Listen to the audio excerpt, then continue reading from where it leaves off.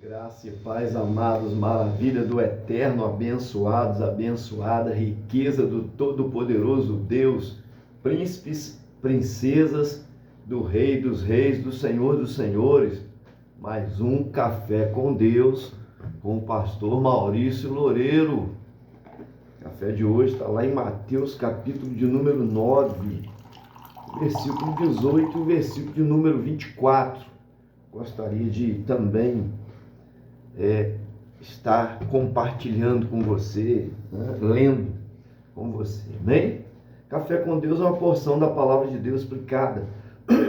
Oração por você e sua família.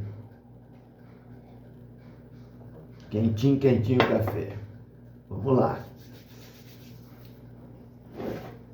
Muito obrigado você que tem compartilhado, você que tem dado um gostei, muito nos ajuda.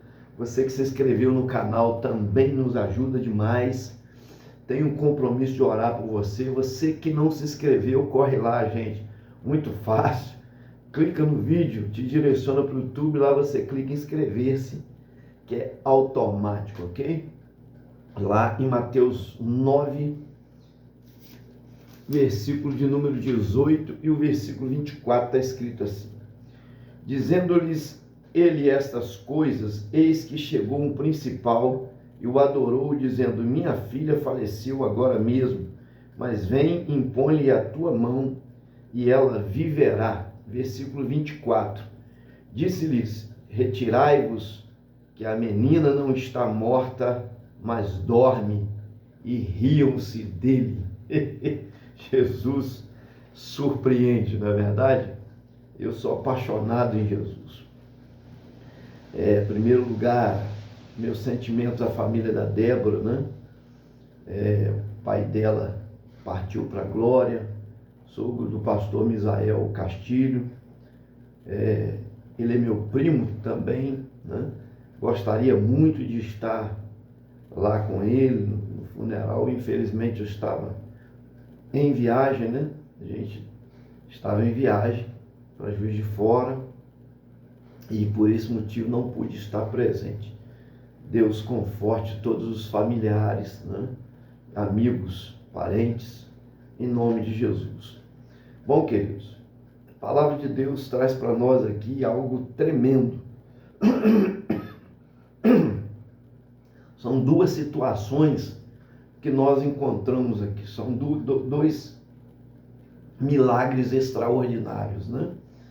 Primeiro milagre nós estamos vendo aqui, que é o poder sobre a morte e o poder sobre a doença, né? Primeiro, Jesus foi surpreendido quando chegou um principal da sinagoga, ou seja, um dos líderes principais, chamado Jairo, e ele adora o Senhor. Ele adora o Senhor. E diz: a minha filha faleceu agora mesmo, mas vem, põe-lhe a tua mão e ela viverá. Olha a fé como é que é. Mesmo a pessoa estando morta, ele estava acreditando que Jesus podia tocar na sua filha e ela reviver. Realmente, amados, sem fé é impossível agradar a Deus. E a Bíblia diz que o justo viverá pela fé. Então é de fé em fé que nós vivemos, é verdade, de glória em glória, porque a fé nos leva à glória, né? A alcançar a bênção. Aquilo que você precisa, que você necessita, é preciso aplicar a nossa fé. Mas a fé, como que eu adquiro fé, pastor? A minha fé é tão pequenina, tem gente que fala assim.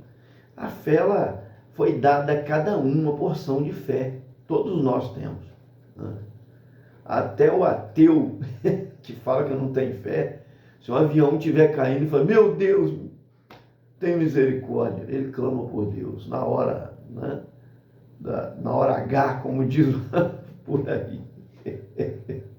Então, realmente, todos nós temos um pouco de fé, mas alguns aplicam sua fé em questões erradas, em lugares errados. Nós já falamos aqui, às vezes em ídolos, em imagem, adorando, né?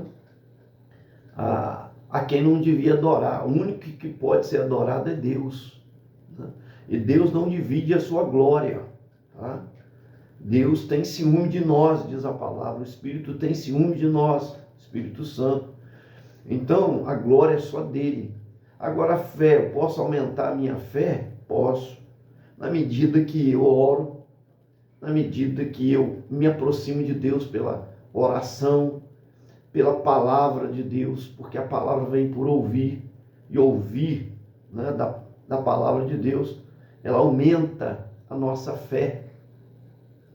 Quando eu estou lendo as Escrituras, eu alimento a minha fé, tá? Testemunhos edificam a nossa fé, fortalecem ela, faz-nos aumentar, acreditar. Se aconteceu com a pessoa, pode acontecer comigo, né? E coisas fantásticas, extraordinárias. Por isso que chama-me de milagre, tá bom, querido? Então, queridos, vamos lá, vamos botar a fé para funcionar. Aqui nós estamos vendo aqui o contexto diz que, nesse texto aqui que nós analisamos, lemos aqui, Jesus foi para a casa de Jairo, mas no caminho, uma mulher tomada por uma enfermidade, uma hemorragia de 12 anos, um fluxo sanguíneo de 12 anos. Para e pensa, a mulher fica 5 dias no mês, em média. Já é um incômodo para ela, porque não é só aqueles 5 dias que ela perde sangue, que enfraquece, mas o corpo incha, a mama incha, dá muita enxaqueca, dor de cabeça muito forte, né? A pele fica muito sensível, dores na perna, uma série de coisas, ossos dói. Isso antes, que é a TPM, que é a pré, né, menstrual, e tem o pós. Então ela sofre aí um bom tempo. Tem umas que tem 10 dias antes, já começa a ter. Aí tem o período de 5 dias, tem outros que tem mais 10 dias depois. Tem umas que é uma semana antes, uma semana depois. Agora você imagina essa mulher com fluxo, quantos anos? 12 anos, sofrendo de uma hemorragia. Meu Deus! E aquele tempo, a pessoa era vista como impura. E toda enfermidade era vista como maldição. Nós estamos vivendo um período difícil aqui, há quase 2000 anos atrás, na época de Jesus. Então é o Senhor Jesus que foi, né, recebeu ao seu encontro Jairo, o principal da sinagoga. Quem é esse homem? O líder de uma congregação que era chamada de sinagoga naquela época, socorria as pessoas da sociedade, dando remédio, cesta básica, tendo médico à disposição, né? Todo um socorro social. Um homem muito importante. E os religiosos, né, tinham Jesus como alguém forasteiro, como alguém que não passou por escola dos rabinos, né? Queriam estar sempre, chamava ele de mercenário, chamavam ele de falso messias, né? Falso mestre. Você imagina esse homem se curvando perante Jesus e adorando, porque ele reconheceu e viu os milagres, ele apurou sobre os milagres de Jesus. É o que eu falo, a fé aumenta desta maneira, pelo testemunho, né? Pela meditação da palavra, pela oração. É aí que ele então se rende ao Senhor. E ele sabia que ninguém podia fazer nada por sua filha, a não ser Deus. É onde ele se curva. Mas aí, no caminho, né, Jesus, como eu disse, é tocado por uma mulher. Suas vestes são tocadas. Ele diz, alguém me tocou. Como alguém te tocou? A multidão te aperta, o Senhor me fala quem me tocou. Ele diz, alguém me tocou, porque de mim saiu o poder. Então, quando ele está procurando no meio da multidão, aquela mulher vem e se curva. E conta o seu testemunho, do seu sofrimento, da sua dor. Uma mulher que teve condição financeira, que perdeu todos os seus bens, tentando salvar a vida, curar. A cura, mas não conseguia com ninguém. Mas é a mesma coisa a questão da fé. Ela colocou no seu coração, porque ela ouviu falar que Jesus fazia inúmeros milagres, milhares de milagres. Ela disse, se eu tocar nas suas vestes, tão somente tocar, eu serei curado. Eu não preciso parar ele, não preciso despertar a sua atenção, mas não tem como, gente, tocar em Jesus, né, e não chamar a sua atenção. O amor dele é tremendo, é maravilhoso. Amém?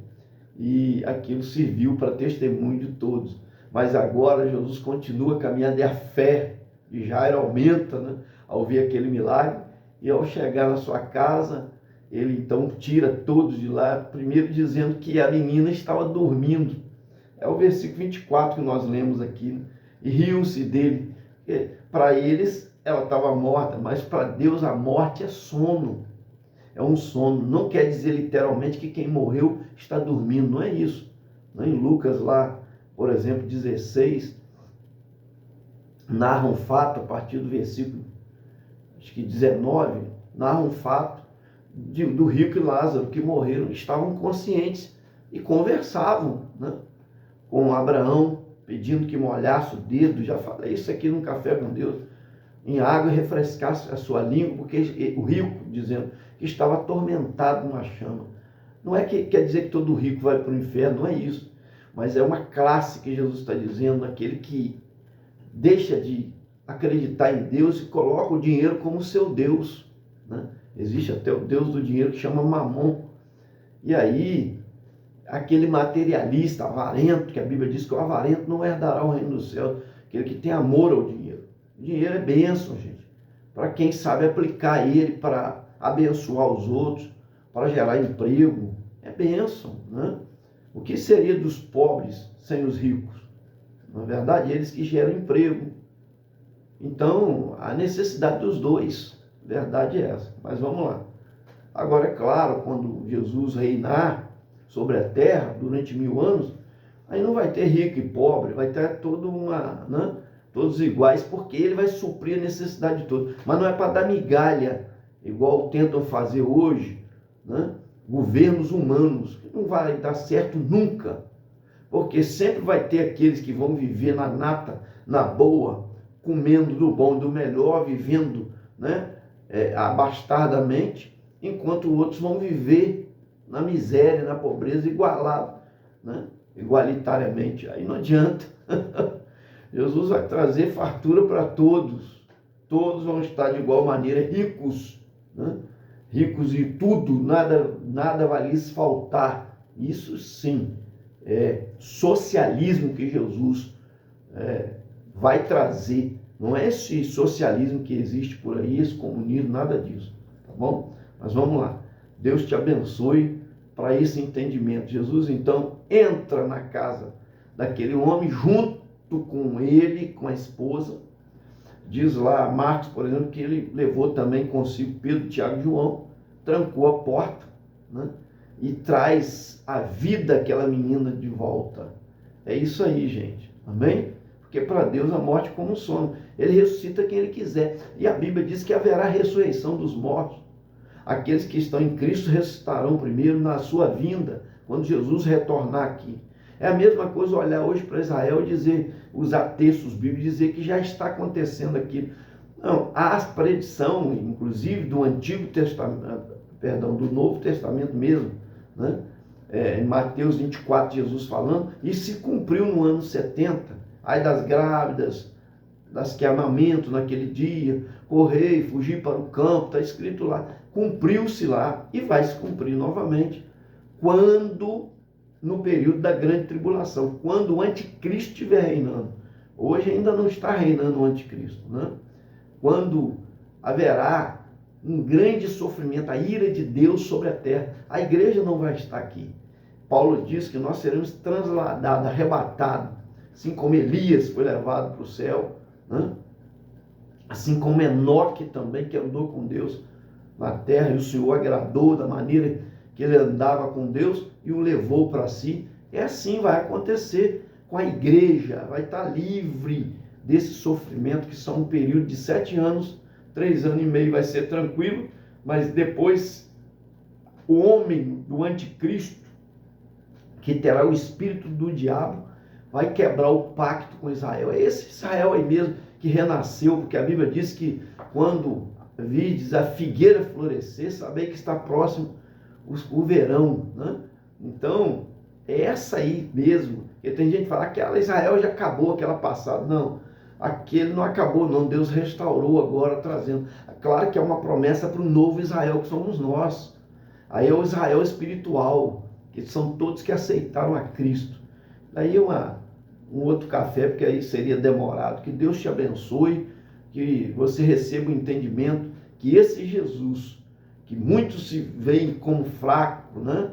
E até dizem alguns religiosos que ele foi derrotado. Não, Jesus passou pelo sofrimento, né, da crucificação, recebendo chicotadas, coroa de espinho, e lá no madeiro foi cravado as mãos e os pés, porque a Bíblia diz em Isaías 53 que ao Pai agradou moê-lo por nossas transgressões, pelos nossos pecados. É para quando você falar assim, em nome de Jesus, me perdoa, Pai. Aí Jesus vai lembrar do que o filho passou. Todo aquele sofrimento vem à memória de Deus.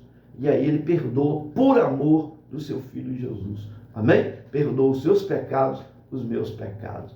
É para isso que Jesus morreu na cruz, para nos dar a vitória e venceu Satanás, porque a Bíblia diz lá, quando o homem e a mulher pecou, Deus disse isso: da semente da mulher nascerá um que esmagará a cabeça da serpente. Esmagar a cabeça da serpente é isso, vencer na cruz do Calvário, derramando sangue uma vez só, para que não haja mais outros sacrifícios, igual acontecia com animais inocentes. Jesus se fez pecado por nós. Recebe aí no seu coração Jesus e deixa ele reinar, porque em breve haverá um reinado perfeito, sem corrupção, sem mentira, sem engodo, sem engano, e Satanás será acorrentado por 1000 anos. Está escrito nas Escrituras Sagradas. Ainda não foi acorrentado, porque nós não vivemos paraíso nenhum nessa terra, em tempo nenhum. Amém? Paraíso quem viveu foi Adão e Eva lá no princípio, mas foi expulso por causa do pecado. Mas Deus providenciou a graça em seu Filho Jesus Cristo. Quero orar por você, que Deus te abençoe em Cristo Jesus. Pai santo e glorioso, eu apresento a Ti esta vida que está recebendo café com Deus. Deus, eu oro também pela nação de Israel. A Tua palavra diz que nós devemos orar para que haja paz em Israel. E todos que abençoarem Israel serão abençoados. Por quê? É a Tua nação, a Tua família, a Tua descendência. O Senhor não esquece deles. Há uma promessa para eles também, ó Deus, de livramento, de libertação e de se converter a Ti. Uma parte já tem se convertido ao Senhor, Deus, mas a nação toda ainda precisa ter um encontro contigo. Diz as Escrituras que quando todas as nações, está escrito lá, se voltarem contra ela. Não é um grupo só, não é um Hamas da vida, não. Toda a nação se voltar contra ela, o Senhor virá ao encontro dela. Quando ela for destruída até a metade, o Senhor virá ao encontro de salvá-la. Então nós oramos pela nação de Israel, oramos, meu Pai amado, também pela Débora, Deus amado, a sua família, esposa do pastor Misael, minha prima, coloco nas Tuas mãos, toda a família enlutada, em nome de Jesus. Coloco também a Elisângela Aparecida e família, ó Deus, o Jorge Luiz Rodrigues e família, a Yolanda Pinho e família, essa mulher de Deus abençoada e abençoadora, dá saúde à tua filha. Deus, eu coloco nas Tuas mãos Alcina, Lúcia e família, também pede oração por Israel, como já tivemos orando, e abençoa toda a sua família, salvando, libertando. Também o pastor Valdeci José de Moraes e família, o Elias Costa, teu servo também, lá, Senhor, ele e família, lá de São Francisco de Itabapuana, estado do Rio de Janeiro, a Marisa Rocha Pereira e família, a Samira Carvalho e família, lá do Carmo, Rio de Janeiro, Marcos Paulo Soares, pastor nosso lá de São Domingos, ele e família, também o Valtecir Eugênio e família, Adelaide Melo Nogueira e família, lá de Porto Alegre, Rio Grande do Sul, e a Maria Hortência Barreto e família, Deus, lá de Salgado, meu Pai, Sergipe, coloco nas Tuas mãos, em nome de Jesus. Esse foi mais um Café com Deus, gente. Te aguardo até o próximo. Se puder abençoar, tem um Pix embaixo aí. Deus te abençoe grandemente, em nome de Jesus.